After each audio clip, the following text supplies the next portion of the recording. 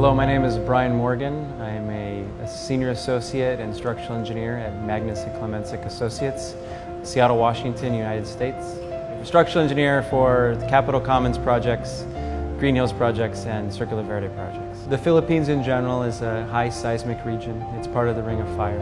In addition, it's very active from typhoons and high winds. The West Valley Fault runs through Metro Manila, and it is seismically active. But in addition to that, there's many other earthquake hazards that are nearby. There's the subduction zone further out into the ocean.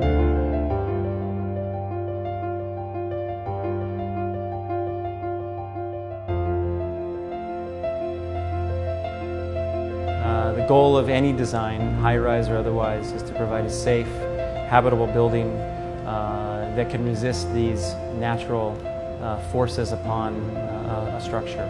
So we have engaged some of the world's best consultants to help us determine the seismic hazard at all of these sites. When we design for a building that's close to a fault, we're actually not designing just for a particular earthquake that might occur on that particular fault. We're also including faults that are 200 kilometers away that might be able to produce a larger earthquake, for example. So all of these faults go into very advanced computer modeling and prediction and develop a seismic hazard specific for that site.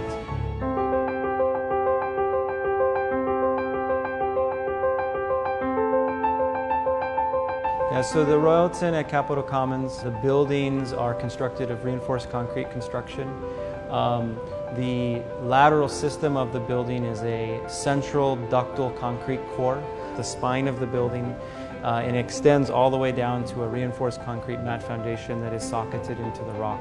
As the earthquake were to come to the site and move, you would anticipate this building would sway and move and deform, absorb that energy. And the ultimate goal is we do not want these buildings to be collapsing under these earthquakes. We want them to be able to resist these earthquakes in a predictable manner and maintain stability for the residents inside.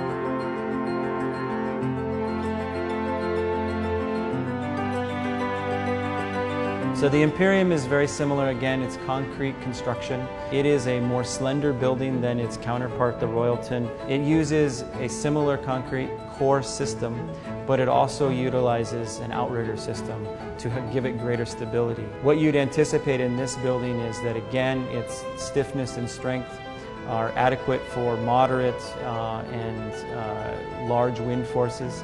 Under a very large earthquake, you would anticipate that the building would react and rock and absorb that energy through yielding of the buckling restraint braces. So these elements are meant to yield and meant to absorb the energy of the earthquake and limit the damage under a large earthquake.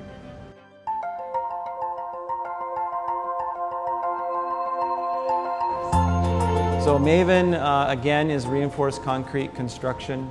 The two towers, one of them is approximately 200 meters tall, the other is 130 meters tall. The buildings will use this shear wall, core wall system as its spine, its stiffness. When lateral loads from wind or seismic hit the building, the core resists these forces.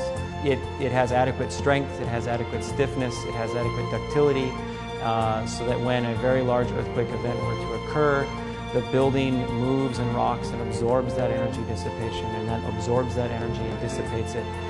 Rather than crumbling and failing, it absorbs it through movement, and the goal is to have a building that's safe and standing at the end of a very large earthquake.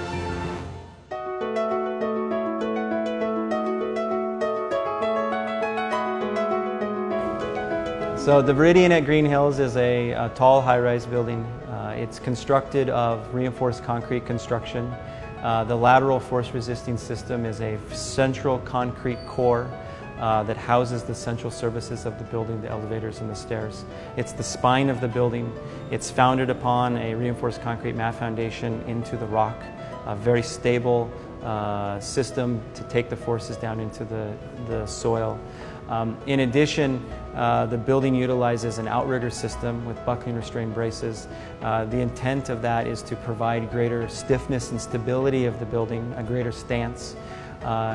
And the detailing of that is such that under wind and moderate seismic, the building is intended not to yield. It's intended to have adequate strength and stiffness to resist those forces. But under a very large earthquake, what you would anticipate is that these buckling restraint braces are intended to yield. Their goal is to yield. Their goal is to absorb the energy that would be imparted upon it, such that under a very large seismic event, the building is able to move and react and absorb the energy such that you have a safe building that's habitable and can withstand aftershocks and is not collapsed.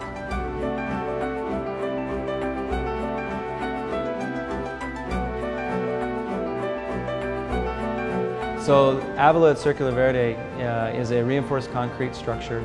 It's 2 towers that are interconnected. They're not intended to be standalone buildings. They're intended to work with each other. They're connected at the 28th and 30th floors such that under lateral loads, the 2 buildings will act as one. They will share the load and they will resist the forces.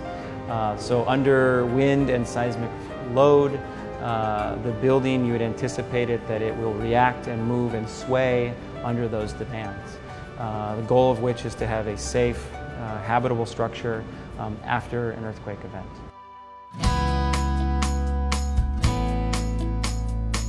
Given the very high seismicity of Philippines and the very high wind demands that come from typhoons, it was important for us to engage other experts in these fields.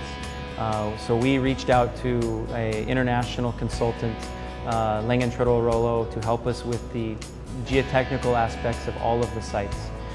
It was important to help us define the seismic hazards specific to each site such that we could design the building uniquely for that site and appropriately for that site. In addition, we engaged a wind tunnel consultant, RWDI, out of Canada, to help us find the wind loading specific to each site. Not only specific to each site, but specific to how the buildings will interact with each other. A building standing alone, it behaves differently than a building amongst a forest of other buildings. And so with these consultants, other international consultants on our side, as the structural engineer, we were able to get very specific and unique demands and loads for each site, both from a seismic and wind perspective, and design the building safely to meet those demands.